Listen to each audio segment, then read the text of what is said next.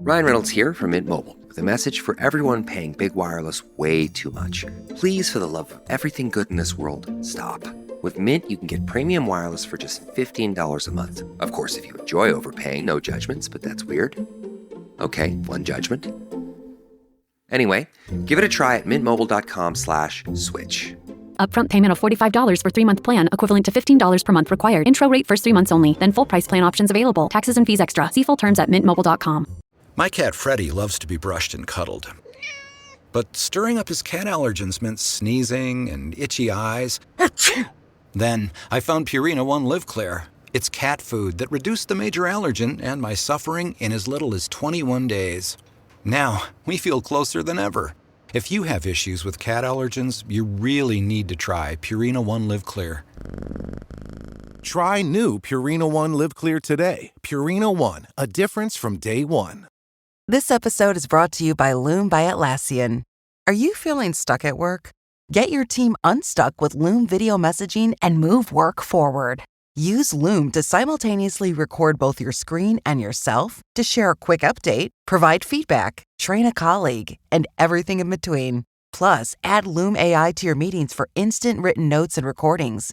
Try Loom today at Loom.com. That's LOOM.com. Ontario tabled their provincial budget last week, and, well, the best we can say about it is at least Ontario has a budget, because federally, we're not going to get one. Hello and welcome to the Full Comment Podcast. My name's Brian Lilly, your host. And today, looking at the fiscal situation in Canada, the debt levels that we have, our economic performance, is it going in the right direction? So many things happening right now. And everything, of course, is being blamed on Donald Trump and the tariffs. And there's some validity in certain instances to that, but it's not the whole story. Want to bring in old friend of mine, Ian Lee, professor of economics at Carleton University, well-versed in all of this, to help me break it down, or to use another friend's least favorite word, to unpack it. Hello, Ian. Welcome. Good afternoon, Brian, and thank you for inviting me. Let me ask you off the top. You were one of the people that said we shouldn't have retaliatory counter tariffs at the beginning, right? Yeah, I did. Okay, so how do you react to the news? Because anyone that said we shouldn't have retaliatory tariffs was pretty much labeled a traitor. Why weren't you standing up for Canada? How do you react to the report from Oxford Economics, reported by Bloomberg, by Canadian Press, that we have effectively reduced our tariffs to nothing? We've suspended them, we've eliminated them, or put them at near zero. Does that make the Carney government, the elbows up liberals, traitors? I really do appreciate that you asked that question, because I was against tariffs from the jump, from the get-go, and not because I was just coming up capriciously. I'd studied this long before Trump came along, because it's a long-term issue in economics and public policy. I mean, literally going back to Adam Smith, for God's sake, 250 years ago, and the research on this by econometricians, is that tariffs are plain and simple a tax. It's a tax on your own people. And unless one thinks that taxes are really good and great for economic growth, and I don't think most people believe that, they're seen as necessary, yes, because we have to fund government to provide our programs. But it has long been understood that taxes cool the economy. They don't enhance the economy, they slow it down. They're contractionary. And putting taxes on ourselves to get at Donald Trump, who's across the border, I thought was really, really stupid. It was, cutting off your nose to spite your face. But you mentioned something. I did get emails from people literally who did accuse me, complete strangers, who accused me of being a traitor, saying you don't love your country, you're just a Trump lover. And I would very patiently and politely and respectfully write back and put a couple of citations into a couple of these economic studies, showing that they're how harmful they are. But to your point, and this disturbs me. What the Carney government appears to be doing, they're doing the right thing. If indeed this reporting is accurate, and I have no reason to believe it isn't, I think it is correct that the government has surreptitiously, when nobody's looking in the middle of the night, when the lights are off, rolled back the tariffs or canceled them or abrogated them. That's the right thing to do. But the point is that they are speaking often. They're saying we're going to do A, And then they do the contrary of A. They do Z. He came out and said, we're for pipelines. And then we have Guilbeault only 2 days ago saying, no, we don't even need pipelines. And then Dominic LeBlanc on, I believe it was Radio Canada, it was one of the French programs, said the same thing. Oh, no, we're talking about energy corridors for hydroelectricity lines and for rail lines and things like that. We're not talking oil pipelines. Yeah. And Brian, why, some people listening could say, well, you're just getting your knickers in a knot because politicians will be politicians. Actually, no, that's not why my knickers are in a knot. It's because I'm a former banker way back when. I was 9 years in banking before I went back to grad school and then became a professor. And I have been teaching this stuff for literally 38 years about economic growth and what are the conditions for economic growth and how do you encourage capital investment, which is one of the most important economic metrics of all, because that creates the jobs of tomorrow. Philip Cross came into my class just before the pandemic and said exactly the same thing. You want to know how an economy is going to look like in 2 or 3 years? From now, go look at private capital investment today, because that creates the factories, the jobs, the investment in companies that creates the jobs of tomorrow. I'm afraid to ask how we're doing today. We're doing terribly. I'll get to that.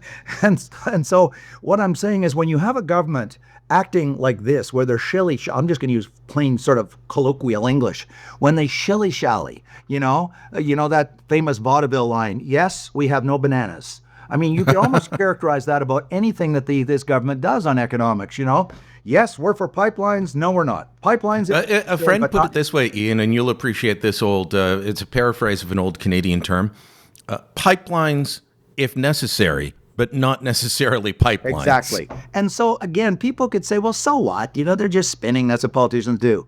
It sends messages to very serious people that have lots of money. That's not me. I'm just a poor professor. But the people who make the decisions to build a $1 billion new plant or a $5 billion plant or a $10 billion plant, the serious capital investment decisions, when they look at the leaders of the country, these aren't professors, these aren't NGOs, these aren't journalists. These are the people who make the economic decisions, the laws and the regulations. And when they see how the people at the top are acting so unseriously and in such a contradictory manner, it connotes and suggests instability and connotes confusion at the top. And that is not the message you want to send out to capital investors, to people who are going to invest billions over a very long period of time. And so we don't have a consistency of message because they're trying to, I'll use another old-fashioned, and I like it. It's very rough, crude English. They're trying to suck and blow at the same time. And when it comes to economics of these kinds of issues, that is the worst possible thing that they can do. Well, let's talk about the fact that we're not going to have a federal budget. There's a lot to criticize in the Ontario budget, as I said off the top, but at least they have one. Yes. And we can judge them by not only what's there, but then by how they perform. Mark Carney, all through the Liberal leadership and during the election, kept repeating a line. I want to play the clip here because he repeated this ad nauseum. I've learned a few things from long experience in crises. And the first is that plan beats no plan. All right, Ian, you heard him. A plan beats no plan. Well, a budget is the country's fiscal plan, and we're not going to have one. Do you buy this, any of the excuses that are coming out, like, well, the election just happened, there's not enough time, we'll get an economic update in the fall, there's too many unknowns due to Trump? You can blame anything on Donald Trump these days. Yeah. It's your get-out-of-jail-free card. Do you put any credence in any of the excuses for Canada not having a budget? And to me, that brings it back to what you were just talking about, large capital investments, people looking for where to build a factory, build a plant, invest their money, create jobs. I think it's going to spook them. Of course it is. To your question, and the Liberals, and I'm not a partisan. I don't belong to any political party. I do not donate money, and any journalist can look that up. I donate zero money to any political party in the last 40 years. And thirdly, I do not allow lawn signs on my lawns, federal, provincial, or even municipal, where there's no party. So I have a point of view for sure, because I believe in capitalism. I believe in markets, but I'm not a partisan. But the Liberals did really push the fact, look, Mr. Carney's highly educated. He's got lots of experience. Look at his CV. Well, I want to just very briefly mention my CV. Very briefly. I've lived in Ottawa all my life. I've worked not only in the university, but I previously worked in the head office of Canada Post in corporate finance and banking. And something I haven't talked about because it hasn't really come up is I worked for a short time in the Privy Council office. That's the office that supports the Prime Minister of Canada. My father was in the government for 42 years. My partner was in the government of Canada for 35 years. So I'm very, and I've studied, my master's and PhD is actually in economic public policy, economic decision making. And so I'm very aware of how the machinery of government works. And I know people at the finance ministry, and it is staffed by roughly 800 professionals, highly educated economists mostly, mathematicians, econometricians, statisticians, but mostly economists. And the idea, which is what they're suggesting subliminally, that finance doesn't have a clue what's going on in the Canadian economy is just preposterous nonsense. They have these massive models, a massive model of the Canadian economy running on these incredibly powerful computers with thousands of variables that map right to the second where the Canadian economy is. It's an input-output analysis. I don't want to get into the weeds. Suffice to say, they literally know to the minute with the revenues flowing in and the tax revenues flowing in. And remember, every employer in Canada, private and public, has to submit their taxes once a month and list all the people working there. So they know literally with a lag of 30 days who's working and how many people are working and who's not. So the idea that they said, well, we don't really know what's going on, they didn't quite put it that baldly, is just absolute factually false. That is not true. Ian Brody is a guy who's been around politics a long time. He's a political science professor at the University of Calgary, but I don't want to insult him. That's not his best qualification. He has practical experience in politics and in government. He was Stephen Harper's chief of staff for the first 2.5 years of the Harper government. He said, look, due to the models that you're talking about, the finance department could have a budget out in 2 weeks. I think 2 days, in my opinion. And others are still saying, people supporting the Carney Liberals, it's the Trudeau crowd has really just shifted gears, and they're off on Trudeau now. They're saying, oh, no, or they're off on Carney now. They're saying, no, this couldn't possibly be done. This has the potential to hurt our credit rating, which changes how much we pay in interest on the massive debt. We're already scheduled to be spending $54 billion this year on the debt charges, not paying down the debt. That's just the interest payment that we have to make. That's more than we're spending on a whole pile of departments and programs. It's more than we're spending on the Canada Health Transfer this year. Yeah. And that could go up as a result of this, couldn't it? Yes, it can. But let me just go back for a moment so people don't think I'm exaggerating when I said 2 days. People don't realize, I really mean this. I think there's large numbers of people who don't realize how instantaneous everything is. And that's because of something I've talked about a lot with Canada Post, and I'm not changing the subject to Canada Post, but what I call the digitization of everything informational. In the old days, when I grew up, I'm a boomer, file cabinets, physical checks put in an envelope with a little postage stamp, those days are gone. The entire government of Canada is 100% digitized. So are the banking system and the payment system. So is the remittance of taxes from all the companies across Canada. They don't have a courier take a check once a month to the CRA. The money is transferred electronically instantaneously. So what I'm trying to say is finance has a model that is based on this digitized information. They have data flowing in, aggregated data from the CRA. I don't mean that they can look at the individual tax return. They've got the aggregate data flowing in by the minute. It's like Walmart. Walmart is most famous for wiring up all of their stores in the mid-'80s. It was a Harvard Business School case study. All of their stores are wired up so that in Bentonville, Arkansas, they know how many units of ketchup are being sold at Walmart Billings Bridge, Ottawa at 2 p.m. on May the 16th. That's how real-time the data is. The government of Canada has an awesome IT digital reporting system. So that's the first point. They could, when I said 2 days, I'm sure they could produce it if I was the Prime Minister and said, guys, Mr. Deputy Minister, can you give me a printout on the statement by 5 o'clock this afternoon? I'm sure he could do it. because the data Yeah, is real. well, but then you've got to add in all the political language, get it Sure. translated, and then you got to get it printed. Sure. But the actual numbers they could do quickly. Right. Now, to your point, and again, this brings it back to the my grave concern about this is that we already are facing massive uncertainty in Canada because of the Trump tariffs, but not just because of the Trump tariffs, because of these deficits and the contradictory messaging coming out of the government of Canada, contradictory messaging coming out of Premier Ford's government in Ontario. And there is some, we can talk about that later. And so, again, if I was an investor, I'm talking somebody with billions at my command. So I could put a new plant, a critical minerals plant in Canada, or a new auto plant. And I'm looking at this, and I'm seeing a government that says they can't even produce a financial statement, even though these investors are very sophisticated people. They know the digitization of everything in terms of corporations and governments, and they must be sitting there saying, these guys are playing games. These guys can't be trusted. They're not straight shooters. I've talked to people who have helped land the multi-billion-dollar investments in this country, in the private sector and the public sector, people who've been around bringing them, landing them here. And anything will spook these guys because you're always up against 2 or 3 other potential locations. That's right. And anything you do that makes them say, you know what, Ohio's looking better. Yep.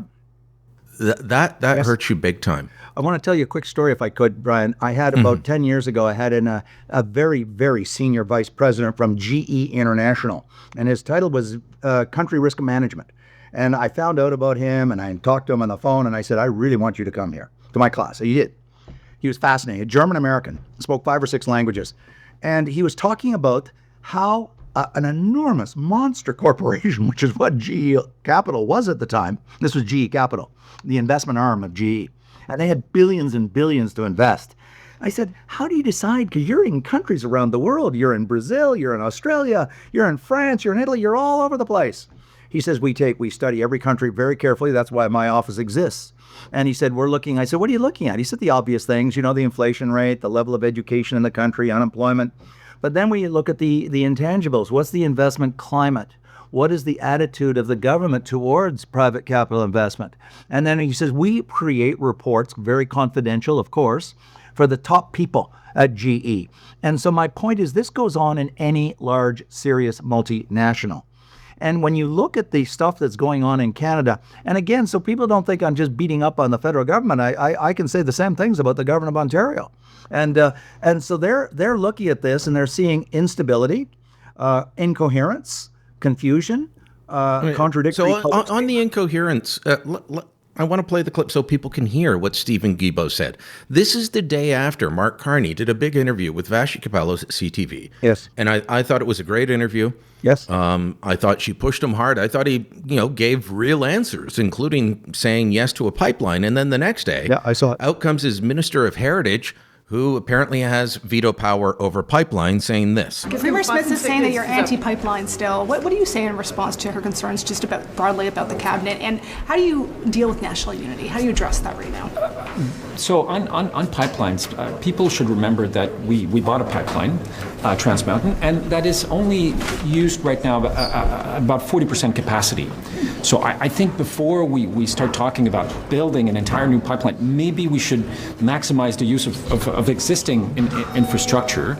And the Canadian Energy Regulator, as well as the International Energy Agency, are telling us that probably by 2028, 2029, demand for oil will peak globally, and it will also peak in Canada. So as far as I know, there are no investors right now, there are no companies that are saying that they want to build an east-west pipeline. And as you know, these things are built by companies, not governments. So that investment climate, there's 2 things, and I'll pick on a provincial government, not just the federal Liberals.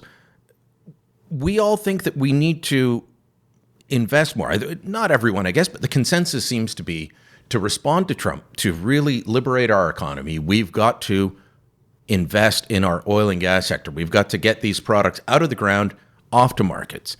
And so then you have Guilbeault coming out saying, no, we don't need any more pipelines. And by the way, we're going to hit peak oil, so we don't even need oil in 2 years.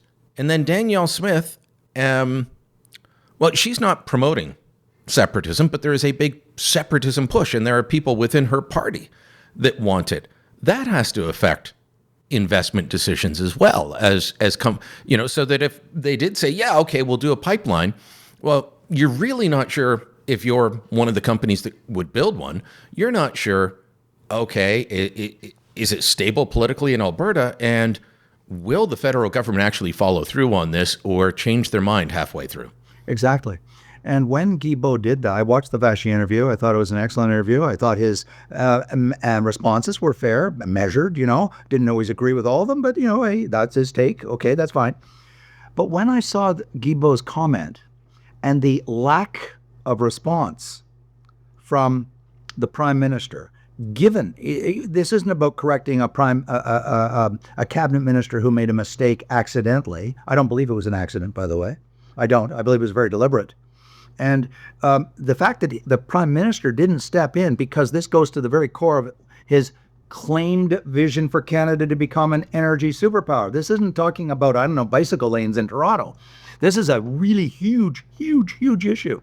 He didn't publicly rebuke him and say to the effect, he's just new in the job. This is not the policy of the government of Canada. I categorically, not condemn, he didn't have to go that far, simply say this statement does not represent the vision of the view of the government of Canada. He didn't do that to my knowledge. I look for a response, a strong... no, he hasn't. And they haven't responded to the... At this point, they haven't responded to the claim that they've eliminated tariffs either. They're being very quiet. So how I interpreted it, and I figured, if I can figure this out, then I think there's some investors a lot smarter than me that can figure this out. They're doing the dancing again, to use that little phrase, sucking and blowing. So he goes out, Guilbeault goes out there and sends messages, dog whistles, whatever you want to call it, to the progressive arm or wing of the Liberal Party, the so-called Red Liberals. And then they can say, no, we're still an energy superpower. So they're saying that to one audience, the blue Liberals, the business Liberals, they're saying, no, we're all for it. We're all in on pipelines. And then they're dog whistling, or maybe more loud than dog whistling, to the progressive side of the Liberal Party saying, no, we don't need pipelines. And they may think that this is really clever, politically clever, because that way you're appealing to the two bases of the Liberal Party. But it's not strategically, it's not geopolitically clever, because all this sends is a message to the business community, both in Canada and outside of Canada. They're not to be trusted on their comments about investment in the natural resource sector. I think they unwittingly are sabotaging their own message and sabotaging investment in Canada. I'm using very strong language because I think I came out of the corporate world. I came out of the capitalist world of banking. And they're very skittish about governments, especially the Liberal government, because of the last 9 years of Trudeau. So the last thing they should have allowed was Guilbeault, and I think it was probably orchestrated. But whether it was or wasn't doesn't matter. When he did say it, the Prime Minister should have very clearly repudiated it publicly on national television. And that has yet to happen. Ian, we have to take a quick break. When we come back, I do want to ask you about whether we are in a recession, headed to one, where things are at, and about Ontario being the sick man of the Canadian economy. More in moments. This episode is brought to you by GMC. When you have 4 new tires, every drive feels fresh. Right now, buy 3 select tires and get 1 for just $1 during the GMC Certified Service Fresh Start Tire Event. Visit gmc.com/service offers or see dealer for full details. At participating U.S. GM dealers only. Highest or equal value tire will be $1. Offer ends 5/31/2025. Not available with other offers. How does PwC take your company to the leading edge? They bring the sharpest minds in tech to your team, so you can bring the ideas that will transform your business. They're passionate about your industry, so you can walk into any room with every advantage. And they're with you every step of the way, so you can know you're headed in the right direction. PwC builds for what's next, so you can get there now. Get started at pwc.com/us/leading edge. Hank's the family fixer, always with his tool belt. But living with prostate cancer, he needed help. He asked his doctor about Xtandi and enzalutamide. Xtandi 40 milligram tablets treats men with prostate cancer that has spread to other parts of the body and responds to a medical or surgical treatment to lower testosterone. Xtandi may cause serious side effects: seizure, a brain condition called PRES, allergic reactions, heart disease that can lead to death, falls and bone fractures, swallowing problems, or choking that can lead to death. Stop Xtandi and get medical help at once if your face, tongue, lip, or throat start swelling. Tell your doctor at once if you faint, have a seizure, quickly worsening headache, decreased alertness, confusion, vision problems, chest pain or discomfort, or shortness of breath. Xtandi can cause harm to an unborn baby or miscarriage. Use birth control during and 3 months after Xtandi. Common side effects include muscle and joint pain, feeling unusually tired, hot flashes, constipation, less appetite, diarrhea, high blood pressure, bleeding, falls, fractures, and headache. Talk to your doctor and visit Xtandi.com. This is Tristan Hopper, the host of Canada Did What?, where we unpack the biggest, weirdest, and wildest political moments in Canadian history you thought you knew until you what really happened. Stick around at the end of the episode to hear a sample of one of our favorite episodes. If you don't want to stick around, make sure you subscribe to Canada Did What? Everywhere you get podcasts. Our new government will be a strong and reliable partner to the provinces, the territories, and to Indigenous peoples. We will reinforce bridges across labor, business, and civil society. And together, we will advance the nation-building investments that will support the core mission of this government, which is to create the strongest economy in the G7, an economy that works for everyone. Mark Carney says we're going to have the strongest economy in the G7, and I guess a lot of voters believed him because he's an economist. I know better than to believe economist Ian Lee. What about you? Are we going to have wait a minute, you're an economist. Are we going to have the strongest economy in the G7, or are we headed towards a recession, as Deloitte said in a report, 2 weeks ago now? There's two separate questions there. And when you look at the data, and I look at it, I pore over it all the time, the OECD data, which I respect enormously. I call it the think tank of the high-income countries, the 37 countries of the OECD, because they donate all the money, including Canada, to funding and running the OECD. So it's the think tank for the 37 wealthiest countries in the world. I also use the IMF data. I also use some of the data from the World Bank, because they have excellent data too. As well as some of the other agencies out there. And everything I'm reading shows that we are in serious, steep, long-term decline. And it accelerated in the last 9 years. And I'm talking productivity. I'm talking income per capita. I'm talking R&D. I'm talking innovation. So the idea that we are the strongest country in the OECD just isn't supported empirically by these different international agencies' metrics. In terms of the second question, I think we are going into recession simply because of the uncertainty around everything. And again, it's not just Trump. There's uncertainty about this government. Who's the real Mark Carney? Is it the Mark Carney who says we're going to push ahead and really pivot to natural resource development, exploitation, and exporting to diversify our economy? Or is it the Mark Carney who winks and wink, nudge, nudge at people like Guilbeault who say, no, we're not going down that road at all? So I think this... I've been looking at just something as simple as the unemployment data. Yeah. 2 years ago, we were at 5% nationally. A year ago, we were at 6.1. Now we're at 6.9. Yeah. Ontario was at 4.9 2 years ago. We were at 6 point something in April 2024, and now we're at 7.8. We're right behind Newfoundland. Trying to take them over for the top spot. Youth unemployment in Alberta is over 17%. Yeah, it's pushing 20. Right. These are the numbers that, if you can't relate to some of these IMF and OECD reports, you can relate to you being unemployed or Yes. your kid not being able to find a job. That's right. And again, coming back to one of my favorite metrics, which is capital investment. And people can say that your eyes glaze over, well, capital investment, what's that mean? Let me put it in really plain English. That is the judgment, the supreme judgment of people with money. If they're saying, no, I'm going to take my investment to Ohio or to Alabama, what they're saying, and by walking away from us, or Honda just moving production to the southern United States, that means they are losing confidence in Canada. You don't move production or shut down a decision to invest in Canada because your confidence in the country is going up. That is an empirical, that's voting with your wallet.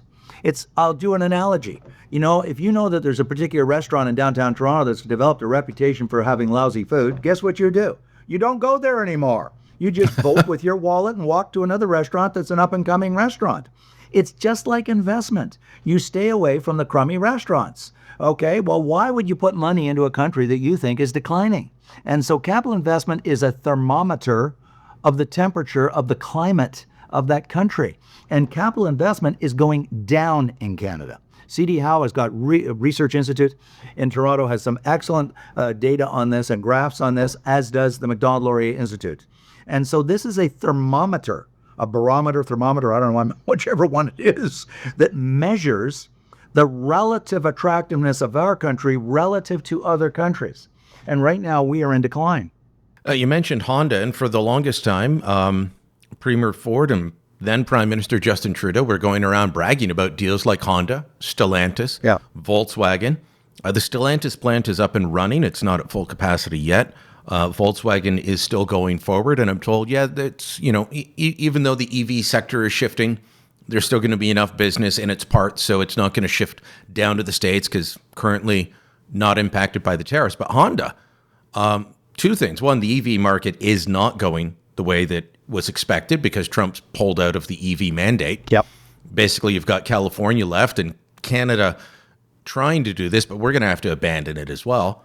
So they've paused on their EV investment of about $15 billion. But moving the production, I mean, that is a direct result of the tariffs. I will, I have said time and again that we have to look beyond Trump and the tariffs because he's not the root cause of all of our problems. That's right. But that one he is. On that one, that is a direct result that they don't want their American customers paying 25% more for a CRV just because it comes out of Alliston. But what are so I've complained a lot recently about the underlying weakness in the Canadian economy. Yeah. I'm not the expert in how to fix it, though. As someone that studies economics, where would you come down on this? What are the things that we could be doing but aren't doing, either federal governments or provincial governments? That was my critique of the Ontario budget the other day, by the way, was it's neither fish nor fowl. They're spending a lot, thankfully not as much as I worried they would, but it doesn't address root causes of falling productivity, weakening unemployment, and I don't think the federal government would if they could figure out how to put out a budget. This has been studied to death. We're really talking about productivity, which is in steep decline. And Paul Krugman, my goodness me, I never thought I'd be quoting Paul Krugman to you or to anybody, okay, because he's a very progressive economist. But he's also a very good economist, Brian. He is. He's a very, very smart man. I just don't agree with many of his policy solutions, but that doesn't mean he's not a top-notch economist. And he has said, and some other economists have said this too, it's not because Krugman said it, that pretty well the only thing that will raise your standard of living over time is increases in productivity, greater output per worker principally because of innovation. And so now to your point, I testified last fall. I've testified many times before the House of Commons Finance Committee. And last fall, I almost, blew my stack. I mean, I didn't lose control. I don't mean that, but I said, for the last 50 years, and I'm just going to use this term loosely, that John Ibbotson uses, the Laurentian elites have put forward a vision which has been subscribed to by conservatives too. So this isn't just trashing of the liberals. Conservatives, liberals, and NDP have subscribed to what I have summarized into a tight little soundbite: subsidize, protect, and regulate. And they believe that this was the path to prosperity.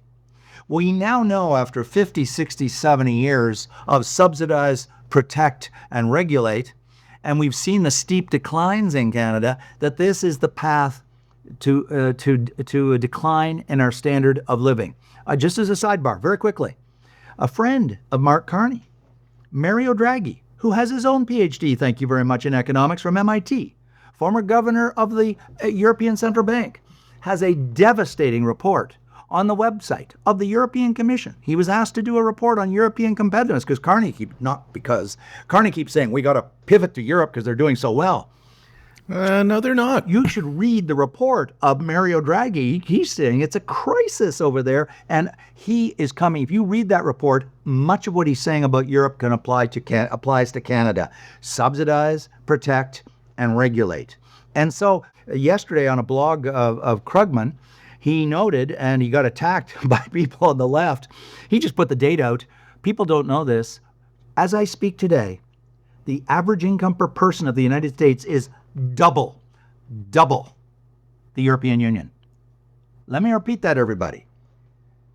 U.S. average person makes twice as much as the EU average person. This is stunning because only 20 years ago, they were about even Steven. They were about the same average GDP per capita. Coming back. We're what, 20, 30% below the Americans? Yes. So we're still above the Europeans. Yes, we are. Yes, but we're well behind the Americans. We're way behind the Americans. The Americans are now 80,000 GDP per capita, and we're at, I believe, 60. So that's not trivial. But to your question, I don't want to lose my chance to respond to you. This has been studied by Commissions on Productivity. The Bank of Canada, Carolyn Rogers gave that wonderful speech last year, Time to Break the Glass. Brian, we've got to kill and destroy protectionism in this country, which, and by the way, Premier Ford used it probably over 100 times in his budget yesterday. I have argued that the word protectionism in economics and public policy is one of the most horrible illnesses that face Canada today. It's also Orwellian. It is truly Orwellian because the whole idea is we're going to save you and protect you from bad things. Protectionism hurts people. It damages people. It causes harm and suffering to people. So when you hear a politician saying, I'm going to protect you, run in the opposite direction because they're about to screw you. You're about to get outside of something like supply management. Well, that's one. I'm struggling to think of industries where we have protectionism in Ontario, at least. I would say the LCBO is a classic example of protectionism. It's an indirect form of protectionism. It's kicking out the private sector until they somewhat open it up. I applaud that. But protectionism, let me back up for a moment, because I did sit beside the Competition Bureau director last fall at the House of Commons. Well, he uses different language, but we're both saying the same thing. He uses this language from Schumpeter about we need to have contested markets in every marketplace. Every, hair shampoo, computers, whatever. A third of the Canadian economy experiences some form of legislated or regulatory protection from either the federal government or the provincial governments. I think the single worst problem facing Canada is protectionism writ large, including, yes, the 200 billion provincial trade barriers imposed by the premiers. And I don't think that the Prime Minister is going to get rid of them, because too many premiers, they love those protections. They claim that they're going to get rid of them, but they don't. They want them because they think it gives them political benefits. So our number one sin. Wab Kinew was just here at Queen's Park signing a memorandum of understanding with Premier Ford, saying that they're going to cut them. I hadn't thought of the LCBO as a form of protectionism, though. I've been arguing for years as protectionism. I've agreed with getting rid of it, but I hadn't thought of it in those terms. Brian, but let me give you a quick. What they're buying, and you don't have the choice. I, as an entrepreneur, can't go and say I'm going to buy these brands from California or New Zealand because the LCBO hasn't approved it. That's the government telling me what I can buy. And you should hear, you want to have fun if you're at an event in Ottawa filled with a lot of diplomats. Just mention the LCBO to any diplomat, any ambassador or trade rep for a foreign country, and you think, well, that's ridiculous. Why are they getting involved? They're lobbying the LCBO constantly because their producers will get listed, and then 6 months later, they're taken off. Yes. And I've talked to ambassadors who say, the product sold out. The company started investing because they thought, okay, good. I'm in Ontario now. I'm in the big market. And then they, without rhyme or reason, kick them out. But here's a quick factoid for you. Working on a story about all of the different changes that the Ford government in Ontario is making to alcohol. Still hasn't gone far enough, but it's moving in the right direction, as you said. Yeah. People freaked out when he allowed beer and wine and ready-to-drink in convenience stores. Convenience stores have seen a 15% boost, which is leading to them being able to stay open. It's leading to them being able to hire more people. Exactly. Invest in their stores. And you go into any major convenience store around your area, you'll probably see the same thing that I am. They're buying you fridges. They're installing you equipment. They've got an extra person on the floor. Yes. Brian, some people listening right now probably think I'm some kind of a right-wing Trumpian, which I'm not, who hates government bureaucrats. I don't. I'm a public servant. I'm in a public university. I'm not in a private... You've been married to a public servant for most of your life. All my neighbors are public servants. This is not about beating up on public servants. It's about the confusion of the Laurentian elites for 50 years. The role of government is to regulate the hockey game. They're supposed to wear the pinstripes, and they blow the whistle and call penalties when someone hooks or trips or cheats or whatever, gets in a fight. Their role is not to tell Sidney Crosby when to shoot the puck or how to shoot the puck or to whom to pass the puck. Their job is not to own hockey teams. Their job is to get out of the way and create a level playing field. Yes, we're going to have rules of safety and all those good things, but what's happened in the last 10, 15, 20 years is both federal and provincial. They've been involved in regulating the actual business strategies of individual companies. I testified in the grocery, when the government said, we're going to call them in and tell them to cut their prices. I was just livid. I imagine these are, and I've said it, and I'm going to be very blunt and rude. Our politicians, they're nice people. I'm glad we have MPs, but they are economic and business strategy illiterates. They do not know about how to run an airline. They do not know how to run a grocery store. In fact, Brian, this is a true story, and this is on the record. People can go and look up the tape. I was explaining to them before the House of Commons Finance Committee, the people that passed the laws in this country, they were confusing gross profit margin with net profit margin. And they were talking about the evil profits. And I was explaining to them. I was tutoring them. I was giving a little mini lecture to explain the difference between gross profit margin. And one of them, and it was an NDP to be fair, got really upset and stop lecturing us. And I said, listen, you are making comments that are false. You don't even understand the difference between gross profit margin and net profit margin. The grocery stores make 3 to 3.5%, which I said is below what I'm getting on my GIC at Scotiabank. And that is not outrageous profits. And they don't even understand what they're saying, that they're criticizing, that they therefore want to legislate. When you have this kind of grotesque financial ignorance in our lawmakers, we have a problem, Brian. We have a problem. Oh, absolutely. But you look at the complaints about the profits of Loblaw and how high they are. They're low. And then you break it down into food versus Shoppers Drug Mart. And where do the profits come from Shoppers Drug Mart that drive the Loblaw profit and make it so lucrative? Makeup. Are we going to start regulating the price of makeup to bring down the cost of groceries? I hope not. But Brian, let me go beyond that.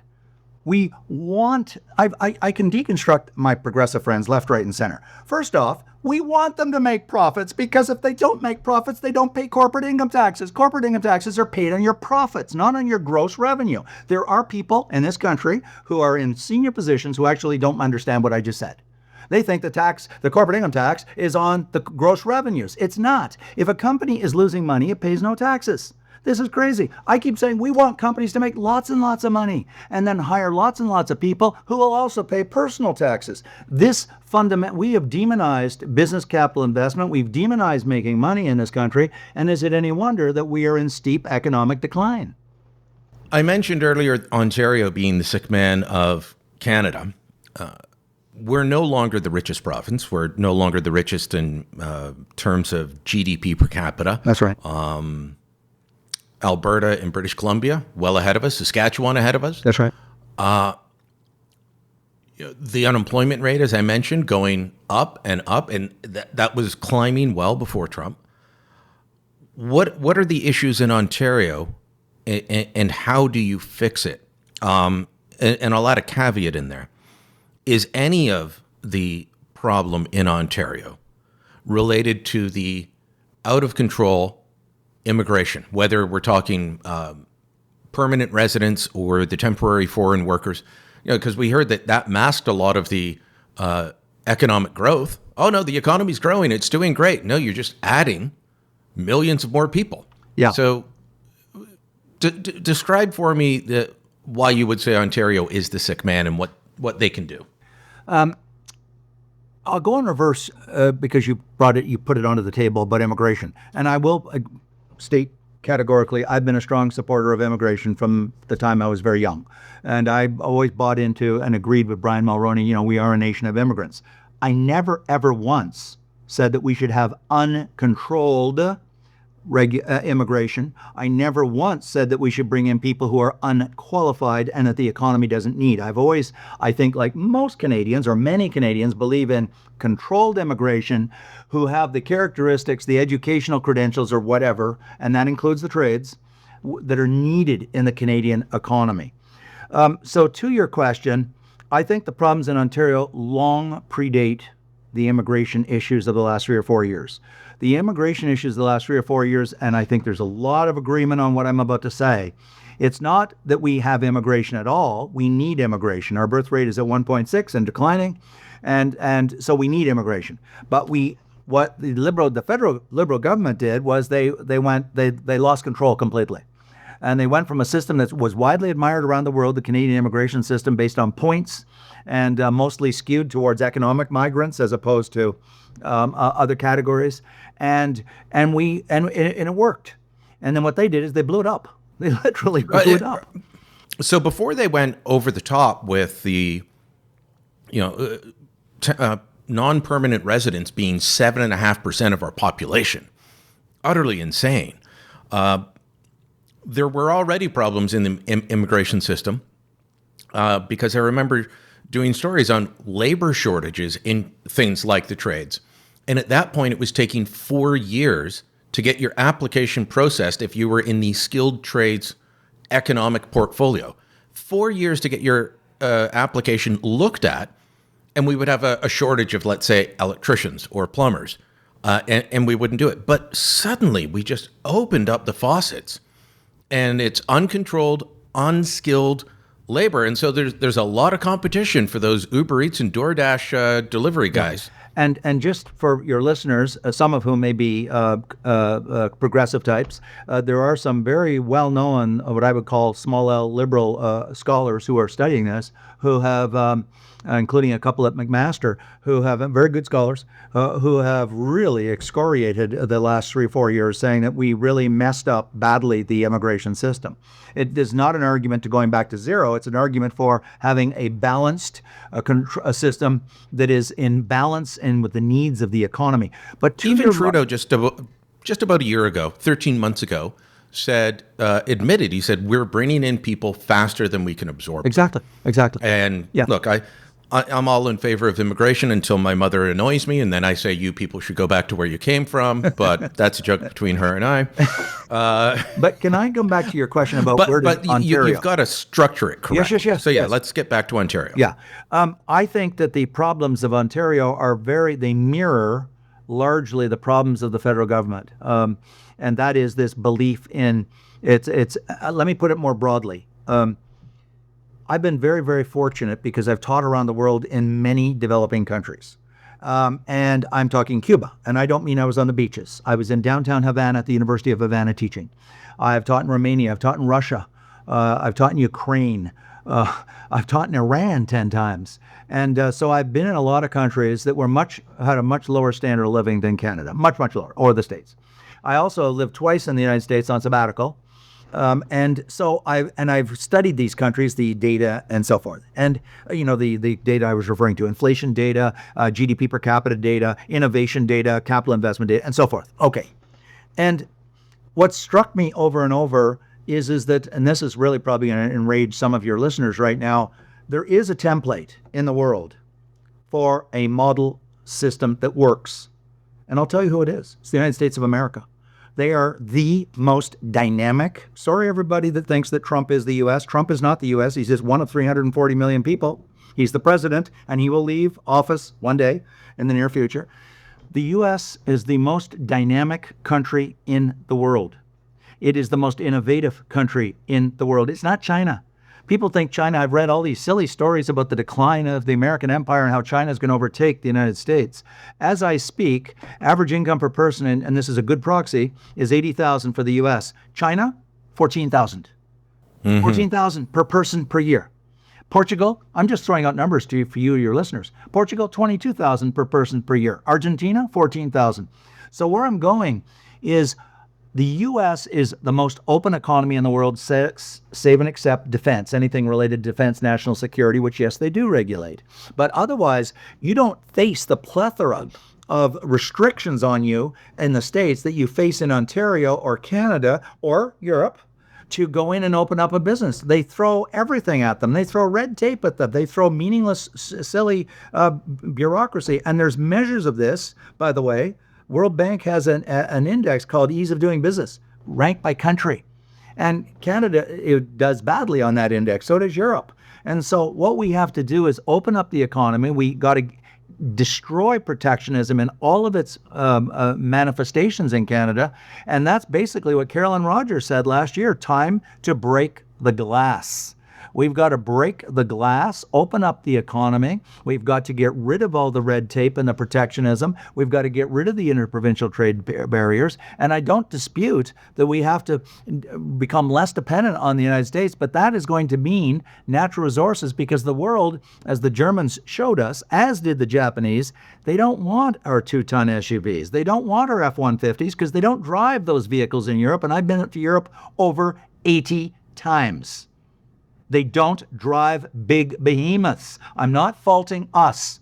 I have an SUV. I'm just saying that those who say we're going to depend on manufacturing to diversify simply don't understand that in China, and I've been teaching in China since 1997 once a year in Shanghai, they do not drive 2-ton Lincoln Navigators. They drive little tiny 4-cylinder putt-putts like a Fiat, except they're not called Fiat. My cousin in Glasgow picked me up in a Czech-made SUV. It was half the size of the SUVs we'd have here. And so what we've got to do, why I'm telling you that story, and I know you know this, but I'm saying to your listeners, we have to pivot to natural resources. And I don't just mean oil and gas, but yes, I do mean oil and gas. But how about potash? How about uranium, fuel for nuclear reactors? Critical minerals in the north. Critical minerals. A ring of fire 25 years later, and it hasn't even got a paved road into the... I mean, that's just shameful of Ontario. Shameful. The failures of Ontario when they've got hundreds of billions of dollars of resources sitting in the ring of fire, and they can't even get the damn road built.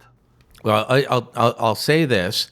I've been hearing talk about Ring of Fire going back to Ernie Eves being Premier of Ontario. And then Dalton McGuinty said he would get it built. And then Kathleen Wynne.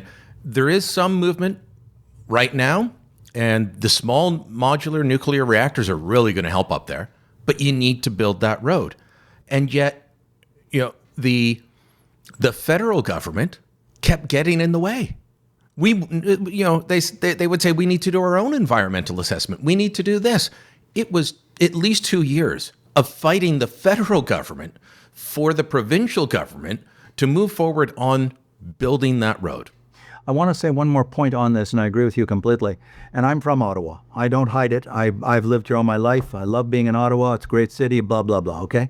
And I have way more friends, I think, in the public sector just because it's the anchor tenant in Ottawa. It employs more people than everybody else. Well, I lived up there for 20 years. You can't live in a neighborhood without having friends who are public service. Precisely. But I have noticed this over my entire lifetime, and it's a mentality. It's an outlook on the world. The number of senior people who are smart people, decent, honorable people, public servants, and there is this ethos in Ottawa, there really is, this ethos that we in Ottawa and in the government, the commanding and control agencies, the Industry Canada and the various other agencies, we have a better understanding of where the economy is going and what needs to happen than the people in the private sector. Sean Pine said that about the battery plants. I just thought that was an appalling decision, Brian, and I'll explain why. I know there's people in Southern Ontario listening, and I want to get this out. In around 2000, might be out by a year or two, the government of Quebec and the government of Canada decided they were going to make Bombardier their chosen instrument to develop a world-class commercial jetliner to compete with Boeing and Airbus. At the time, I started to condemn it. And people said, don't you understand? They got great engineers in Quebec. I said, yes, they do. Do you really, really believe that the Airbus owned by the European governments are going to say, come on in, Canada, take lots of our market share away because you're lovely Canadians? Do you think Boeing's going to sit back and say, yeah, come and take some of our market share? I said, those two countries, regions, companies, they're going to retaliate and throw everything at us to make sure that Bombardier fails. And that's exactly what happened. Does anybody really believe that the Chinese. There's 3 regions in the world that dominate world auto manufacturing. Europe, America, China. Does anybody really believe that the Americans say, come on in, Canada, take market share away from our American companies and jobs in the United States. We love you because we like you, Canadians. Do you think the Chinese are going to do that? Do you think the Europeans, they protect their market too? Those 3 regions are going to do everything possible to make sure our battery plants fail. Fail. Just like Bombardier failed. Well, I don't know how you're going to feel about this, Ian, but there's now a push to get a Canadian government-backed auto company, make the whole car. It's delusional. Can I put one more fact on the table before we run out of time? Sergio Marchionne, the brilliant Italian-Canadian CEO Stellantis, before he tragically died of cancer far too young, he went around giving speeches all over the place saying the industry is becoming so capital-intensive and so R&D, the auto industry. He said it will not support 10 companies. It will only support 5. And he was trying to merge Stellantis into GM. And then there's people who are so delusional, they think that this little tiny country of 40 million people, smaller than the state of California, with a GDP smaller than the state of Texas, is going to be able to produce a world-class a car to make cars when the rest of the world can only support maybe 5 to 7 companies. If this isn't delusional, I don't know what is. Ian, I think we'll leave it there. It's been a great conversation as always. Thanks so much. Thanks very much, Brian. Thank you for listening. Full Comment is a post-media podcast. My name's Brian Lilly, your host. This episode was produced by Andre Pruth. Theme music by Bryce Hall. Kevin Libin is the executive producer. Make sure you're hitting subscribe on Apple or Spotify, wherever you're getting your podcasts, and help us out. Leave us a review. Send it to your friends. Email it to your Aunt May in Whitby. Thanks for listening. Until next time, I'm Brian Lilly. Here's that clip from Canada Did What? I promised you. By the late 1960s, you have members of the Montreal Police who can spend their entire shift rushing from one FLQ bombing to another.